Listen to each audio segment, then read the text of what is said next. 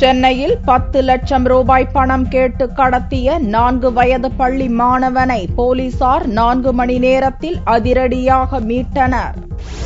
சென்னை எண்ணூர் துறைமுகத்தில் உதவி மேலாளராக பணியாற்றி வருபவர் ஹரிஹரன். இவரது மனைவி பத்மாவதி. இவர்களது 4 வயது மகன் சூர்யா சென்னை ஆரியபுரத்தில் உள்ள செட்டிநாடு வித்யாசிரமம் பள்ளியில் எல்கேஜி படித்து வருகிறான். வியாழக்கிழமை காலை 8:30 மணிக்கு பள்ளிக்கு சென்ற சூர்யா பள்ளி முடிந்து வீடு திரும்பவில்லை. தினமும் பள்ளியிலிருந்து அழைத்து வரும் டிரைவர் சென்று பார்த்தபோது சூர்யா இல்லை. பகல் 11:30 மணியளவில் சூர்யாவை ஒருவர் அழைத்துச் சென்றதாக கூறப்பட்டது. இதுகுறித்து சூர்யாவின் தந்தை ஹரிஹரனை தொடர்பு கொண்ட ஒருவர் 10 லட்சம் ரூபாய் கொடுத்தால் குழந்தையை விட்டு விடுவதாக மிரட்டியுள்ளார்.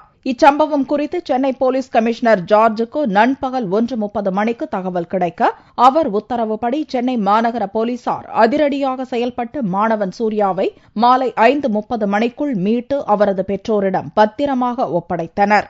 We are happy and relieved that the child Surya, this child has been rescued and safely handed over to his parents. Has instead handed over the child to an unknown person.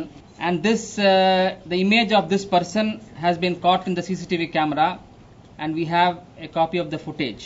The city police swung into action.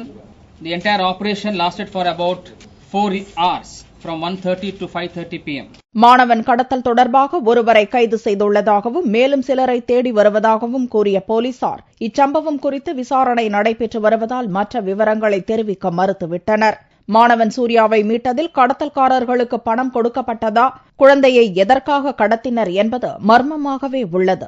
இந்நிலையில் வெள்ளியன்று இவ்வழக்கு தொடர்பாக இருவரை போலீசார் கைது செய்துள்ளதாகவும் அவர்களிடம் தொடர்ந்து விசாரணை நடந்து வருவதாகவும் தகவல்கள் வெளியாகியுள்ளது.